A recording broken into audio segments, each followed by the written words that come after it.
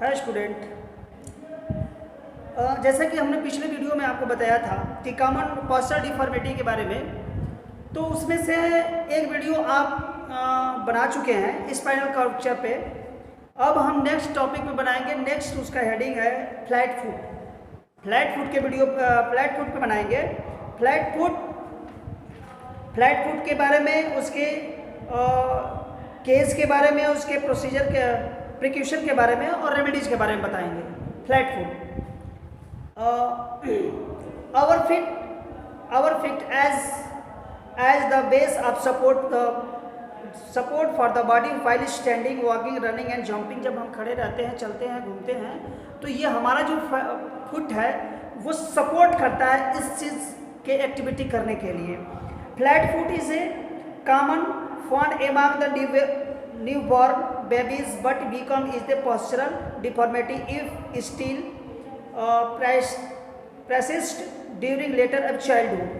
ये जो flat foot होता है जब बच्चा पैदा होता है तो ये नॉर्मल होता है, सब बच्चों में ऐसा देखने के लिए मिलता है, लेकिन वो धीरे धीरे डिफॉर्मिटी के रूप में वो हो जाता है। यानी उसकी प्रवृत्ति जो उसकी ये विकृति है वो विकृति के अंतर्गत आ जाती है। फ्लैट फुट की विकृति उसके अंदर आ जाती है। अब कह रहा है कि childhood the children with flat foot deformities cannot become the efficient sportsman। यानी जिसके अंदर ये डिफॉर्मिटी, फ्लैट फुट की डिफॉर्मिटी आती है, वो स्पोर्ट्समैन अच्छा खिलाड़ी नहीं बन सकता। such children feel pain in this feet when the run। जब ऐसे चिल्ड्रेन, ऐसे जिनके फ्लैट फुट होते हैं, उस बच्चे यदि चलते हैं या रन करते हैं तो उनका बॉडी जो होती है वो उसका पैर दर्द करता है। Then face problem with the standing and walking. और वो इस कठिनाई को फेस करते हैं जब वो चलते हैं, दौड़ते हैं, तो ऐसी कठिनाई को वो फेस करते हैं। उनका पैर दर्द करने लगता है, उनका कमर दर्द करने लगता है। तो जिनके फ्लैट फुट होते हैं, अच्छा फ्लैट फुट, अब ऐसे walking if the easy absorb when the person has flat foot deformity or not।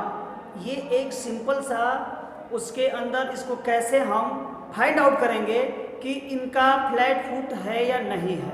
ठीक है, तो उसके लिए क्या करना होगा आपको, dip your feet water and walk on the floor. अपने पैर को किसी पानी में आप डुबोएं और उसके बाद किसी समतल फ्लोर पे, जिसमें समतल फ्लोर हो, उस पे आप चलें।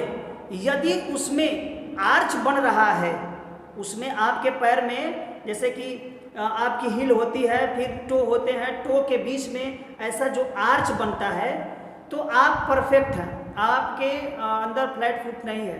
लेकिन यदि आर्च नहीं बनता है, गद्देदार जैसे होता है, जिसे हम आम बोल चाल में, गांव के लैंग्वेज में जिसे हाथी का पैर बोलते हैं। हाथी का पैर यानी हाथी का पैर क्या है कि जब चलती है तो उसका पूरा छाप उसका पैर उस पृथ्वी पे आ जाता है। और फ्लैट फुट उनके वो नहीं होंगे जिनका आर्च में, यानी जिनका आर्च बन के उनका प्रतिबिंब या चिन्ह बनता हो, वो फ्लैट फुट में नहीं आते हैं। ओके, अब इसका केस क्या है, फ्लैट फुट का कारण क्या है। The main case of the flat foot week muscles. जिनकी मसल्स वीक होंगी, कमजोर होंगी, उसमें ये अधिक होता है। Week muscles of the foot can not bear the body weight. जिनके वीक मसल्स रहेंगे वे अपने बॉडी वेट जो होता है वो उसे अच्छी तरह से नहीं ले पाएंगे, ढो नहीं पाएंगे, या उस फ्लैट फुट को अच्छे से एडजस्ट, जो जिनका फ्लैट फुट होगा अपने बॉडी वेट को एडजस्ट नहीं कर पाएगा। Hence the fit become flat without arch along with this rapid increase the body weight। arch flat foot वो होते हैं जिनके पैर के बीच में जिनके पैर यानी तलवे का जो आर्च होता है वो नहीं बनता है। along with this rapid increase the body weight यानी जिनके बॉडी वेट कंटिन्यू बढ़ते हैं उनके अंदर ये फ्लैट फुट का शिकार हो सकते हैं। इम्प्रॉपर शूज मतलब वो परफेक्ट जो आपके पैर में न आते हों, इम्प्रॉपर शूज होते हैं उससे भी हमारी ये डिफॉर्मिटी हो सकती है। And carry heavy weight for the longer period also causes a flat foot, यानी आप कैरी करते हैं, हैवी वेट ले करके चलते हैं या उठा करके चलते हैं, तो ये फ्लैट फुट का मुख्य कारण है। ठीक है, आप जैसे जिनके शूज भी परफेक्ट नहीं है उनके अंदर भी ये डिफॉर्मिटी हो सकती है, और जिनके बॉडी वेट बढ़ रहे हैं इनके वो भी इस डिफॉर्मिटी के अंतर्गत हो जाते हैं। इसका प्रिकॉशन क्या है? प्रिकॉशन है the shoes should be of the proper shape and size, अच्छे आपके शूज होने चाहिए और उसके शेप एंड साइज भी परफेक्ट होना चाहिए कि आपके पैर में अच्छे से आ रहे हैं, चारों तरफ से पैर चिपक रहा है, नहीं चिपक रहा है। कभी कभी आप देखेंगे कोई शूज पहना है वो अच्छे से बांधे भी नहीं है, या वो शूज थोड़ा सा बड़ा है, छोटा है, तो ये डिफॉर्मिटी का कारण हो सकता है। तो ऐसे परफेक्ट होना चाहिए आपके साइज और शेप के अनुसार।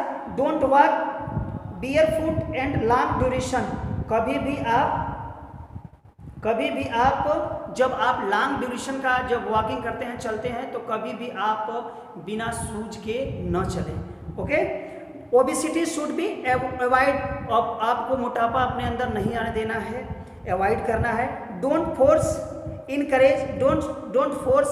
और encourage babies to walk at earlier age, earlier stage में कभी भी छोटे बच्चों को फोर्स प्रेशर नहीं देना है, प्रोत्साहित नहीं करना है चलने के लिए, नहीं तो वो इस डिफॉर्मिटी का शिकार हो सकता है।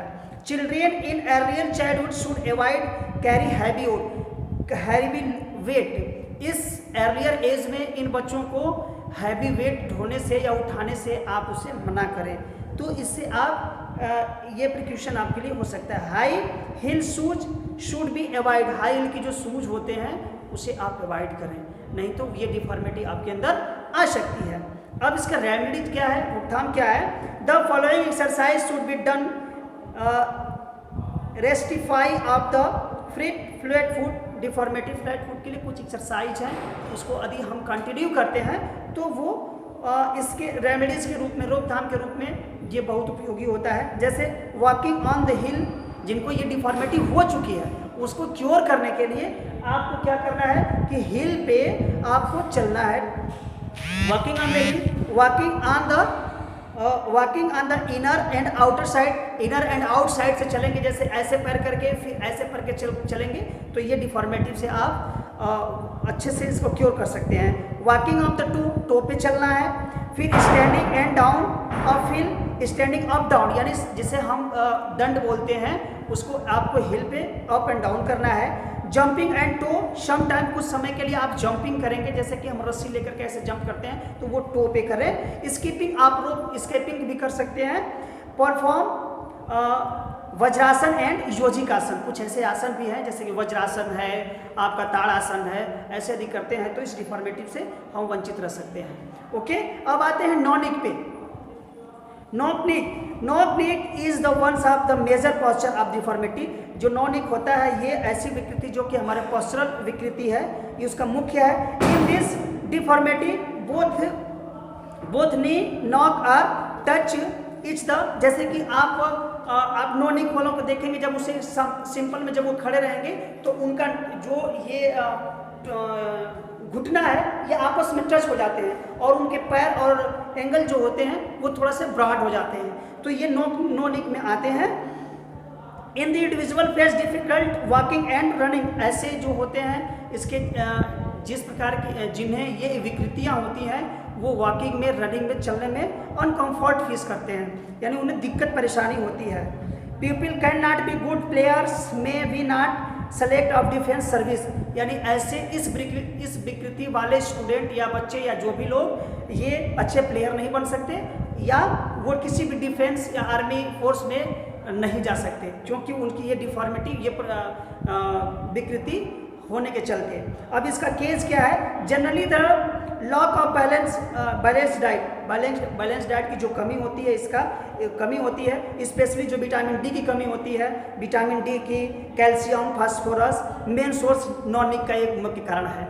Okay, they may also because due to rickets जो नाम की बीमारी होती है, जिसे हड्डी का रोग बोलते हैं, सूखा रोग बोलते हैं, इसका भी एक कारण हो सकता है। क्रॉनिकल इलनेस यानी वंशागतिक कुछ ऐसे लक्षण होते हैं जिनके अंदर ये समाहित हो जाते हैं। ओबिसिटी और मोटापा, फ्लैट फुट इसका एक कारण है, फ्लैट फुट भी इस नो निक का कारण है। Carrying heavy weight earlier age में other person case of knock knee, earlier age में यदि आप कैरी करते हैं, अधिक लोड उठा करके चलते हैं या कोई बच्चे को प्रोत्साहित करते हैं चलने के लिए, तो ये नो निक में इसकी डिफॉर्मिटी हो सकती है। इसका प्रिकॉशन क्या है? बैलेंस डाइट आप should be taken, balance diet आप संतुलित आहार लीजिए, वो सही हो जाएगा। Basic should not be force और इनकरेज वॉकिंग ऑफ अर्लियर, जैसे कि हमने पिछले प्रिकॉशन में बताया था आपको फ्लैट फुट के लिए कि छोटे बच्चों को आप दबाव ना दें चलने के लिए और प्रोत्साहित ना करें उसे कि अर्लियर एज में चले, नहीं तो उसकी डिफॉर्मिटी नॉन निक की भी हो सकती है। अब इसका रेमेडी क्या है? टू रिसेंटली कुछ ऐसे नीचे दिए गए हैं, एक्सरसाइज दिए गए हैं, उसके बारे में बताया गया, उसको हम पढ़ेंगे। पहला है horse riding is the best exercise remedy in the deformity, इस डिफॉर्मिटी के लिए, इस विकृति के लिए हॉर्स राइडिंग यानी घुड़सवारी एक मुख्य बहुत अच्छा एक्सरसाइज है। Perform Padmasana and Gomukhasana regularly some time everyday, कुछ अगर प्रतिदिन हम गोमुखासन और पद्मासन करते हैं तो इस डिफॉर्मेटिव से, इस नोनिक से हम क्योर कर सकते हैं। कोल्ड लीवर ऑयल बेनिफिट, एक कोड नाम की एक मछली होती है जिसका लीवर ऑयल जो यकृत का जो तेल होता है, यदि उस पर हम लगातार मालिश करते हैं तो उसका एक बहुत बढ़िया बेनिफिट होता है रेमेडीज के रूप में नोनिक के लिए। Keep the pillow between knee and stand erect of the some time every day, यानी अपने जहाँ पे घुटना सटता है वहाँ पे तकिया लगा करके यदि हम प्रतिदिन सोते हैं तो इस डिफॉर्मिटी से हम वंचित हो सकते हैं, रोग का रोकथाम कर सकते हैं। तो ये रहा हमारा दो डिफॉर्मिटी के फ्लैट फुट के बारे में, नोनिक के बारे में। नेक्स्ट वीडियो हम लेकर के आएंगे बोल लेग के बारे में, तब तक के लिए आप इसका रिवाइज करिए। Thank you.